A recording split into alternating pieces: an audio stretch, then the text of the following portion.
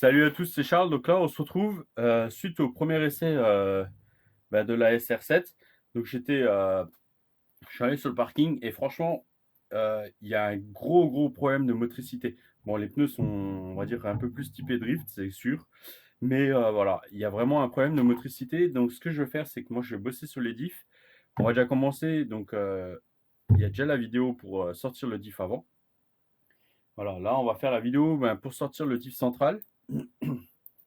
Et comme ça, je vais pouvoir lui changer ses huiles. Alors, on va faire.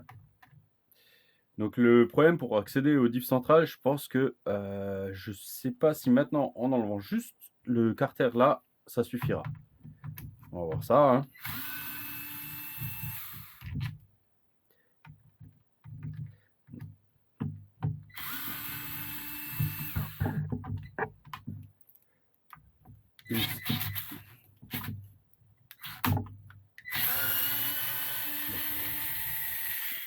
Alors, j'ai regardé tout petit peu les vidéos d'un Américain qui, pareil, dit pas que voilà, c'est super mince. Il n'y a rien à redire et tout ça. Il a vraiment fait des tests poussés. Euh, il a déjà modifié la sienne en 8S. Donc vraiment super. Ce qu'on va faire aussi. Hop. On va reculer le chariot moteur. Hein.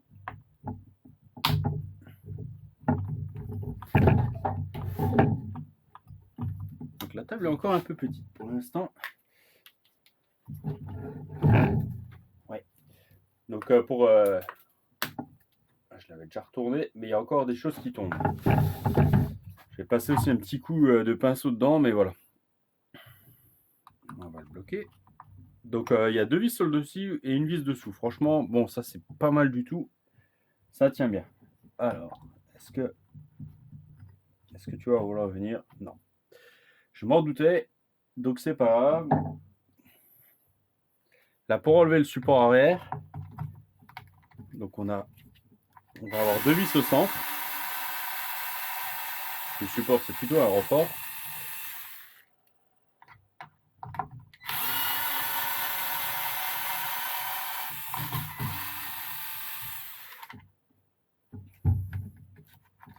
Et là, la roue va gêner. Ouais.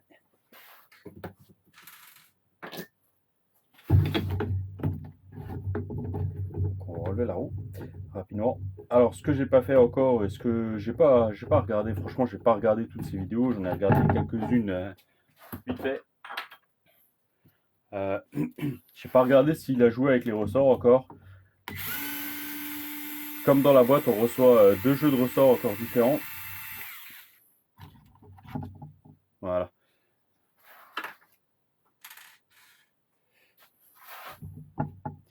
Et on va s'enlever l'avant. Alors, est-ce que je vais réussir? Oui, ça devrait le faire.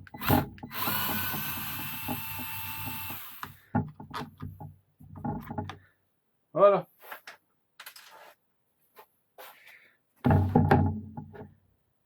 Ah, d'accord. Est-ce que... Ah, une vis dessous? Oui.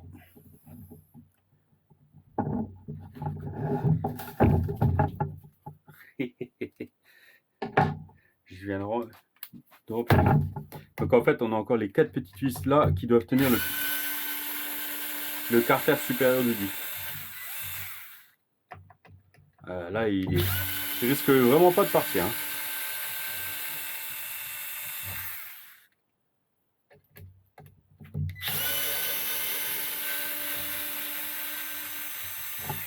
Donc là, ce qu'il me reste à faire suite à la première sortie, donc c'est travailler un peu sur les diffs. Au centre, normalement d'origine, on a de la 150 000. Je suis en pleine réflexion. Franchement, je sais pas encore vraiment sur quelle densité je vais passer. Est-ce que j'hésite un peu. Je vais voir si je fais de la 500 000 ou de la 300 000. Donc on va voir un truc. Enfin, les cardans ont la même longueur. Donc ça, c'est cool. Donc voilà.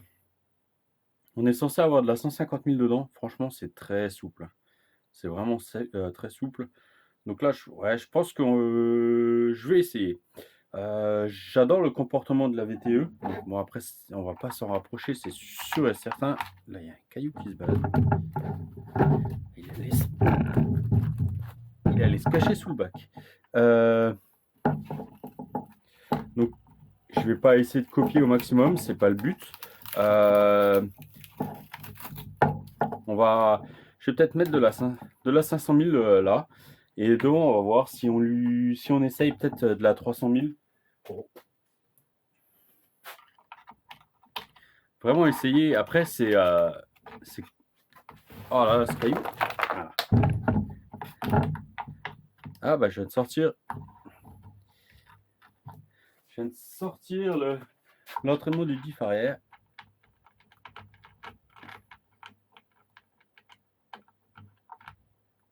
Là, on est bien.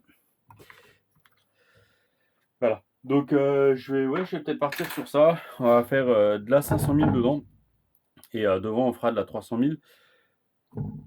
Et surtout, un autre point qu'il y a à faire, c'est le saut de cerveau. Le saut de cerveau, c'est une catastrophe. Normalement, vous aurez vu les vidéos quand je vais faire ça. Et quand on prend les virages, les roues devant, on voit, elles bougent dans tous les sens. C'est vraiment assez impressionnant. Alors, est-ce que les roues sont vraiment énormes, on va dire en largeur? Je pense que ils ont été un peu forts en largeur de roue et le cerveau n'arrive pas à suivre. Donc bon, on est quand même pas mal. Franchement, il y a des petits joints toriques dans toutes les noix. Donc franchement, il n'y a rien à redire hein, quand même sur le montage. Hein. C'est vraiment pas mal du tout. J'ai vraiment juste un peu un doute sur les plastiques. Ça fait un peu plastique dur. Mais bon, voilà, on verra vraiment à l'usage. Bon, le remplissage n'est pas ouf. Alors, ce que je vais faire, c'est que je vais même pas changer l'huile d'origine. Je vais carrément remettre de la 500 000 dedans.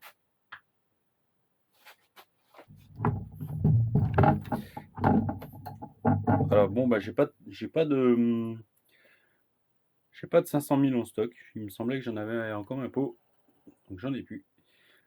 Donc là, ce que je vais faire, peut-être un peu beaucoup sur le coup là, Charles. Le diff est pas non plus énorme. Le corps de diff est pas super gros. Donc là, je vais mettre de la 1 million. On va mettre un petit peu. Donc moi, je la prends comme ça en pot. Et après, là, elle va finir de descendre tranquillement. Et j'utilise en fait, c'est des pics à brochettes. Ça marche tip top. Un petit pic à brochette là. Vous allez dans des magasins là, style Action, Farfouille, et on en trouve. Ça vaut pas très cher. Et c'est top pour faire ça.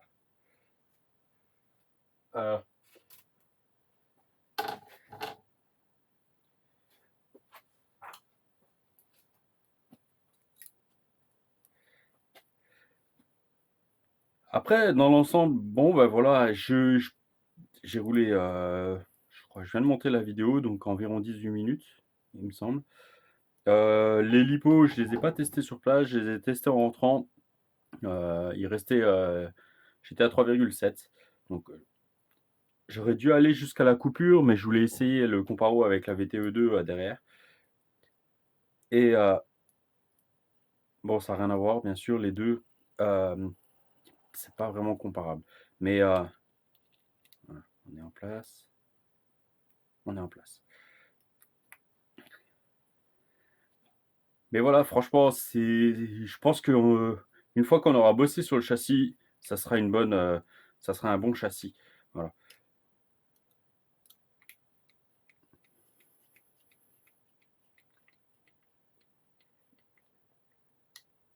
Voilà, couronne principale, donc c'est une 45 dents. Elle est franchement, bah, c'est vraiment pas mal du tout, hein. Alors par la suite, on a vraiment la place pour changer de moteur. On a peut-être la place pour mettre un autre ESC aussi. Franchement, ce qui est bien, c'est que là, le ESC en 6S, c'est super compact. Alors, je regardais, j'ai pas encore fait la vidéo. Euh, pour les réglages de l'ESC, les neutres et tout ça, en fait, c'est possible. Donc, on fera ça, je ferai ça en vidéo aussi, en, en regardant un petit peu. Et en renseignant justement ben, avec la vidéo du youtubeur américain. Franchement, il fait aussi un énorme partage, c'est super. Donc je vous les referai en français. Voilà.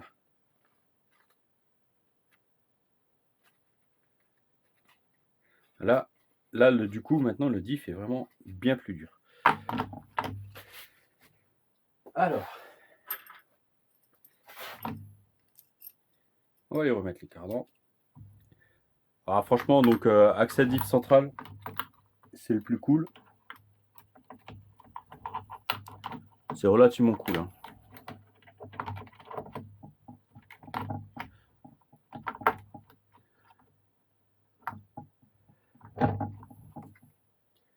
C'est relativement cool. Le passage des câbles est franchement bah, super bien fait. Là, rien que pour le câble du ventilo, dans le renfort central, qui est le long du châssis, on a un petit tunnel qui passe directement sur la boîte radio. Franchement, c'est pas mal. Ils ont vraiment bien pensé les choses. Donc, il n'y a franchement, pas à se plaindre, hein. Le montage est bien, c'est propre. C'est vraiment, c'est vraiment sympa quand c'est comme ça. Donc, voilà. Alors, là, il y avait un peu de frein filet sur la vis. Bien sûr, on va pas le remettre, hein. Alors, comme je sais pas comment sont les plastiques, bon, avec le tournevis électrique que j'ai, franchement, mince. Je peux vraiment limiter le couple. Elle est là. Je la cherche dessous. Elle était juste là. Un petit.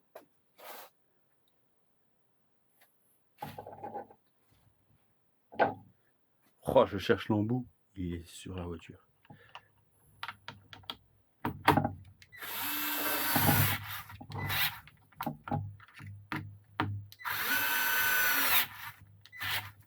Le vissage a l'air franchement costaud aussi, hein. Ouais, franchement, voilà, c'était dans l'alu, mais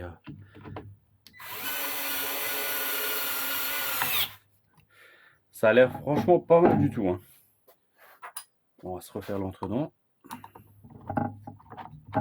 Alors, à l'oreille. Moi, j'aime bien, voilà. De toute façon, en fait, je vais vous dire un truc. Avec le petit pignon d'origine, on est contre. On ne pourra pas mettre plus petit. Alors ça, c'est bien et pas bien. Parce qu'on verra vraiment, je pense que... je vais retourner tout de suite.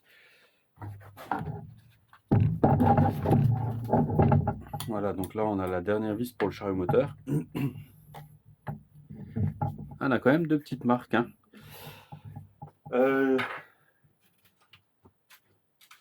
Ce que je voulais dire, c'est que...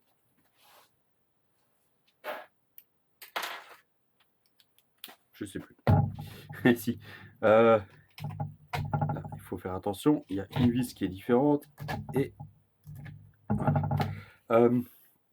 Donc je pense qu'on passera. Il y a des chances qu'on passe en vitesse.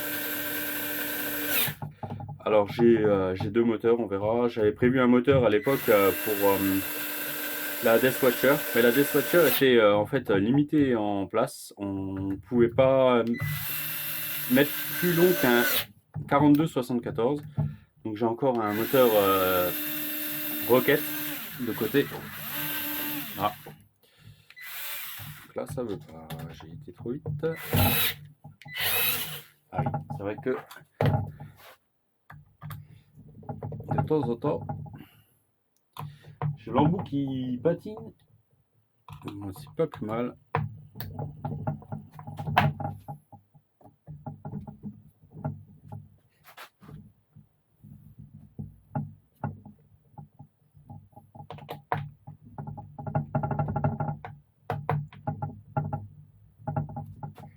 Alors, pourquoi tu veux pas prendre? Dis-moi.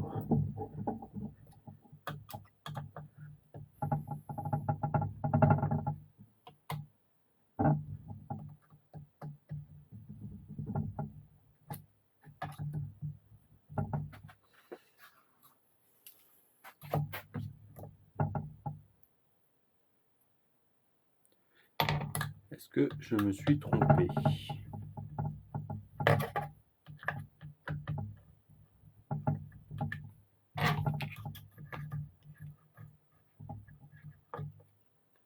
Il y a des chances en fait. C'est ça? Non, c'est pas ça. Oh là là. Ça qui est bien. Hein. Franchement, bah, je fais tout. Si je fais des bêtises. Ah, c'est vraiment la courte. Ah, ok. Ok. Il s'est mis de travers le cache. J'ai pas fait attention. 100% de ma faute. Vous l'avez peut-être vu. Ah, c'était juste sous la caméra. Moi, je l'ai pas vu.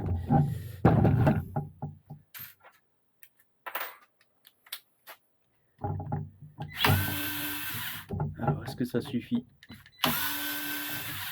Juste en faisant ça? Non.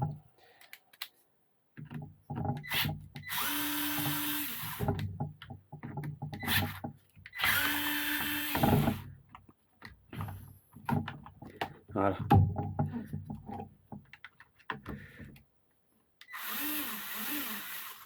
Je vais pas serrer.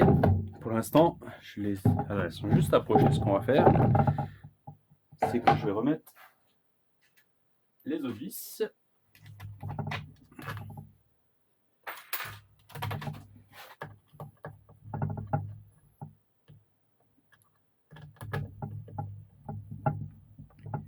Voilà.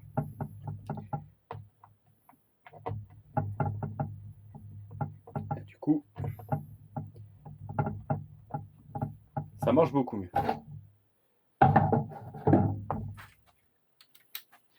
Et on va plaquer le cache avec les petites vis.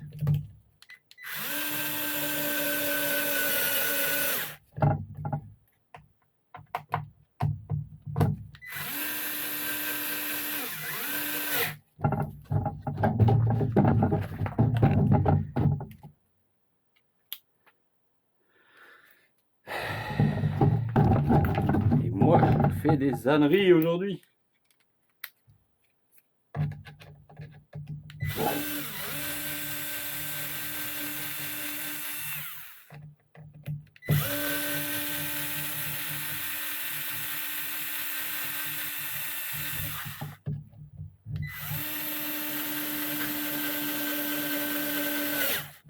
Voilà, qui est beaucoup mieux.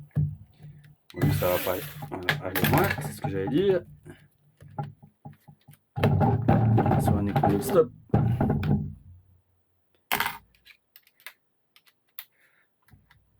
Bon, ben voilà, si j'ai perdu 2-3 minutes avec mes bêtises.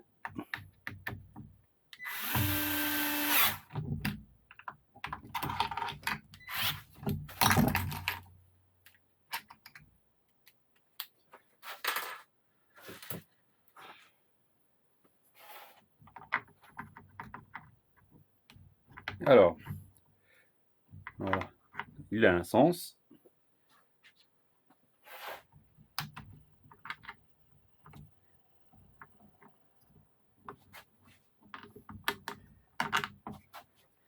Moi, j'ai vraiment hâte d'aller réessayer le nouveau setup.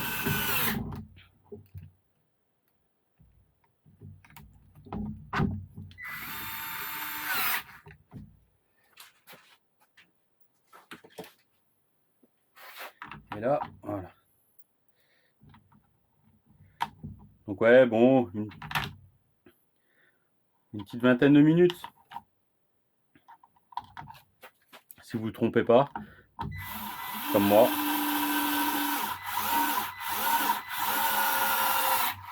Mais c'est ça que j'aime bien, faire en vidéo, vous voyez, même en faisant les erreurs, je pense que c'est peut-être encore même plus facile de tout montrer comme ça, tout le monde voit. Voilà. Donc voilà, fini, remonter. Donc juste la roue à remettre pour derrière. Donc l'accès diff central est super facile. C'est peut-être pas le plus rapide de tous, mais c'est pas compliqué non plus. Ils sont... Voilà. Je vais pas réussir à remettre une... je pense que la fixation est un peu oversize. Parce que pour la partie inférieure, donc on a 4 vis en M4, et pour tenir rien que le couvercle, on a 4 vis en M4 et 4 vis en M3. Donc ça risque pas de partir. Voilà. Donc là, on entraîne déjà beaucoup plus le moteur par rapport à avant. Donc voilà. Moi, ce que je vais faire, c'est que je vais faire encore le diff hors caméra, vu que j'ai déjà fait la vidéo d'accès au diff. Je vais modifier le skid là pour faire 2 trous pour avoir accès au diff plus rapidement. Voilà. Et ce que je vais faire aussi, c'est que je vais regarder pour avoir accès au sauve-cerveau et pour pouvoir le resserrer. Parce que il est vraiment... c'est vraiment trop mou. Là encore, on n'arrive pas trop, j'arrive pas trop à le bloquer, mais on a vraiment des problèmes par rapport à ça. Donc on va bosser dessus. Je sais que sur le MT8, c'est déjà on va dire un souci. Donc à voir là maintenant si on arrive à travailler un peu dessus. Je vous laisse là-dessus et je vous dis à bientôt. Ciao, ciao.